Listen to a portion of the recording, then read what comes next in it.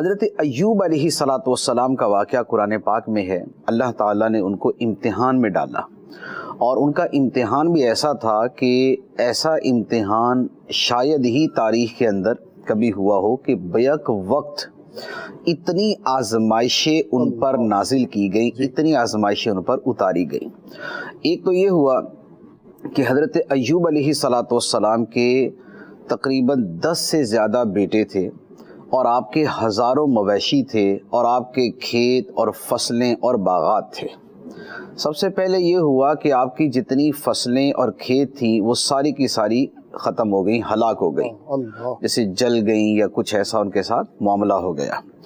دوسرے نمبر پر یہ ہوا آپ کی تمام اولاد جس گھر میں تھی اس کی چھت گری، اور وہ سارے کے سارے بیٹے فوت ہو گئے۔ یہ دوسری آزمائش ہوئی۔ تیسرے نمبر پر یہ ہوا کہ خود آپ کے بدن مبارک میں ایک تکلیف دہ بیماری پیدا ہوئی، اور وہ اتنی تکلیف دہ بیماری تھی کہ جس کی اذیت اور تکلیف بھی مسلسل جاری تھی، اور وہ ایسی تھی کہ آہستہ آہستہ لوگوں نے بھی آپ کو چھوڑ دیا۔ تو جو ایک تنہائی اور ایک آئسولیشن کی زندگی ہے وہ آپ نے گزارنا شروع کر دی، اور آپ کے ساتھ صرف اور صرف آپ کی ایک زوجہ محترمہ وہ ساتھ رہا کرتی تھی۔ تو اب جو مال تھا، مویشی تھے، فصلیں تھی، کھیت تھے، کھلیان تھے، سارے کے سارے ہلاک ہو گئے۔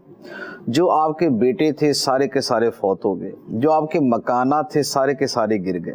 جو لوگ آپ کی طرف رجوع کرتے تھے وہ سارے کے سارے چھوڑ کے چلے گئے، اور خود آپ کا جو بدن مبارک ہے وہ مستقل تکلیف کے اندر مبتلا ہو گیا۔ درد، چبن، تکلیف، تو یہ سارے کے سارے معاملات آپ کے ساتھ ہوئے، اور پھر یہ ایک دو دن نہیں بلکہ یہ معاملہ برسوں تک چلتا رہا، یہ کئی سال تک یہ سلسلہ چلتا رہا۔ تو اللہ تبارک و تعالیٰ نے اس واقعہ کو قرآن پاک کے اندر کئی جگہ پہ بیان کیا۔ ایک جگہ سورۃ الانبیاء میں، ایک جگہ سورہ صاد کے اندر، کہ حضرت ایوب علیہ الصلوۃ والسلام نے اللہ تعالیٰ کی بارگاہ میں عرض کی، انی مسنی الشیطان بنصب وعذاب، کہ مجھے شیطان نے تکلیف اور سختی پہنچائی ہے، اور اللہ تعالیٰ کی بارگاہ میں اپنی عافیت اور اپنی صحت کی دعا کی۔ ایک دوسری جگہ پہ الفاظ یوں ہیں، انی مسنی الضر وانت ارحم الراحمین، کہ میرے مولا مجھے تکلیف پہنچی ہوئی ہے اور تو سب سے بڑھ کے رحم کرنے والا ہے۔ سبحان اللہ، بے شک بے شک۔ اب آپ دیکھیں کہ برسوں سے تکلیف میں، اور کیا رہے ہیں کہ یا اللہ تو سب سے بڑھ کے رحم کرنے والا ہے۔ سبحان اللہ سبحان اللہ۔ تو اس حالت میں بھی کوئی شکوہ شکایت زبان پہ نہیں ہے، اللہ، صبر اور خدا کی رضا پہ راضی رہنا اپنے کمال کو پہنچا ہوا ہے۔ سبحان اللہ، بے شک۔ اور اتنے عرصے کے بعد بھی عرض یہ کر رہے ہیں کہ اے مولا تو سب سے بڑھ کے رحم کرنے والا ہے، ارحم الراحمین۔ تو جب آپ نے اللہ تعالیٰ کی بارگاہ میں یہ فریاد کی اور عرض کی، تو اللہ تبارک و تعالیٰ نے فرمایا کہ ارکض برجلک، اپنا پاؤں جو ہے وہ فلاں جگہ زمین پہ مارو۔ تو جب آپ نے پاؤں وہاں پر مارا تو کیا ہوا؟ قرآن فرماتا ہے ھذا مغتسل بارد وشراب، سبحان اللہ سبحان تو وہاں سے ایک پانی کا چشمہ جاری ہو گیا، جو جس سے غسل کیا جانا تھا، جو ٹھنڈا تھا، جو پینے کے قابل تھا۔ تو آپ نے اس کے جو اچھا اور خوشگوار پانی تھا اس کو آپ نے پیا بھی اور اس سے غسل بھی کیا، تو آپ کی ساری کی ساری بیماری ختم ہو گئی۔ سبحان اللہ، آپ کی ساری کی ساری بیماری ختم ہو گئی۔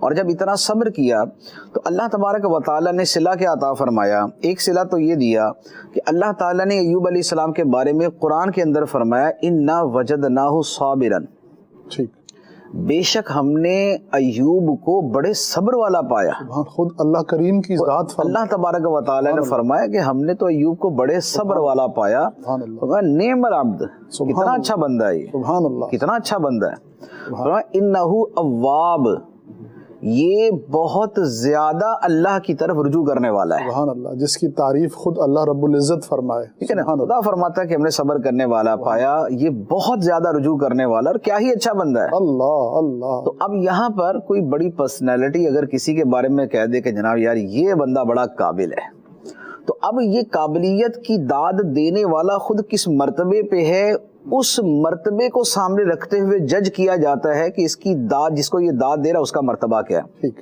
ٹھیک. اور اللہ تعالیٰ فرمائے کیا ہی اچھا بندہ ہے، یہ کیا ہی اچھا بندہ ہے، تو بڑا صبر والا پایا، یہ بہت زیادہ رجوع کرنے والا ہے. اس کا مطلب یہ ہوا کہ یہ ان کا ایسا کمال تھا کہ جو خدا کو بڑا پسند آیا اور خدا کو بڑا پیارا لگا. سبحان اللہ. تو بہت زیادہ رجوع کرنے والے یوں کہ بھئی پہلے فصلیں کھیت ہلاک ہو گئے پھر بھی خدا کی طرف رجوع، اولاد جو ہے وہ ہلاک ہو گئی دنیا سے چلے گی پھر بھی خدا کی طرف رجوع، بیماری آ گئی پھر بھی خدا کی طرف رجوع، بیماری چلتی رہی پھر بھی خدا کی طرف رجوع، بیماری بڑھتی رہی پھر بھی خدا کی طرف رجوع، بیماری لمبا عرصہ تک رہی پھر بھی خدا کی طرف رجوع. تو خدا نے فرمایا انہ اواب، سبحان اللہ. یہ تو بہت زیادہ رجوع کرنے والا ہے، سبحان اللہ. بہت زیادہ رجوع کرنے والا ہے. سبحان اللہ. تو یہ حضرت ایوب علیہ صلاۃ والسلام کی ایک تو سیرت ہے، اور انبیاء علیہ السلام کی سیرتیں جو قرآن پاک میں بیان کی گئی ہیں، اس کا ایک بہت بڑا مقصد ہمارے لیے درس بھی ہوتا ہے. اس کے اندر مقصود یہ بھی ہوتا ہے کہ انبیاء علیہ الصلاۃ والسلام آئیڈیل ہوتے ہیں، یہ ایک ایگزامپل ہوتے ہیں، یہ ایک رول ماڈل ہوتے ہیں، ان کی سیرت اور ان کی زندگی میں سبق ہوتے ہیں. تو بیماروں کے لیے سبق جو ہے وہ حضرت ایوب علیہ الصلوۃ والسلام کی زندگی، مصیبت میں مبتلا آدمی کے لیے سبق حضرت ایوب علیہ الصلوۃ والسلام کی زندگی میں. اچھا اب آپ دیکھیں کہ ایک طرف تو ان کو اللہ تعالیٰ نے جیسے کہ یوں جو ہے نا وہ ان کی تعریف فرمائی اور ان کی ثنا کی، دوسری طرف کیا ہوا، اللہ تعالیٰ نے فرمایا وَوَهَبْنَا لَهُ أَهْلَهُ وَمِثْلَهُ مَعَهُمْ، ہم نے ایوب کو اس کے گھر والے بھی واپس لوٹا دیے اور اس کے ساتھ اتنے ہی اسے اور بھی عطا فرما دیے. اللہ سبحان اللہ. گھر والے واپس لوٹائے اور ان کے ساتھ اتنے ہی ہم نے اور عطا فرما دیے. کیا مطلب؟ علماء نے فرمایا کہ اس کا مطلب یہ ہے کہ ایوب علیہ الصلوۃ والسلام کی زوجہ محترمہ جب بوڑھی ہو چکی تھی، اللہ تعالیٰ نے ان کو دوبارہ جوانی عطا فرما دی. سبحان اللہ. جو بیٹے ان کے فوت ہو چکے تھے خدا نے دوبارہ زندہ کر دیے، سبحان اللہ. اور جتنے بیٹے فوت ہوئے تھے اللہ تعالیٰ نے اتنے ہی بیٹے ان کو اور بھی عطا فرمائے. سبحان اللہ. سبحان اللہ. تو ان کے ساتھ اتنے ہی ان کو اور بھی عطا فرمائے، اور فرمایا کہ یہ سارا کیوں تھا؟ رحمتم منا، سبحان اللہ. یہ ہماری طرف سے رحمت تھی. سبحان اللہ. لیکن اس کے ساتھ فرمایا وذکرا، اور یہ نصیحت بھی تھی عبادت والوں کے لیے، یہ نصیحت بھی تھی کہ جو صبر کرتا ہے اور تسلیم و تفویض کا راستہ اختیار کرتا ہے اور خدا کی مرضی پہ راضی رہتا ہے، تو فرمایا کہ اس کے لیے نصیحت ہے کہ صبر و شکر والے کو اور تسلیم و تفویض والے کو خدا آخرت کا صلہ بھی عطا فرماتا ہے، دنیا میں بھی صلہ عطا فرماتا ہے. بے شک. تو یہ قبولیت دعا بھی ہے، یہ مقام انبیاء بھی ہے، یہ سیرت انبیاء بھی ہے، اور اس کے اندر صبر، شکر، توکل اور رضا بالقضاء کا پیغام بھی ہے.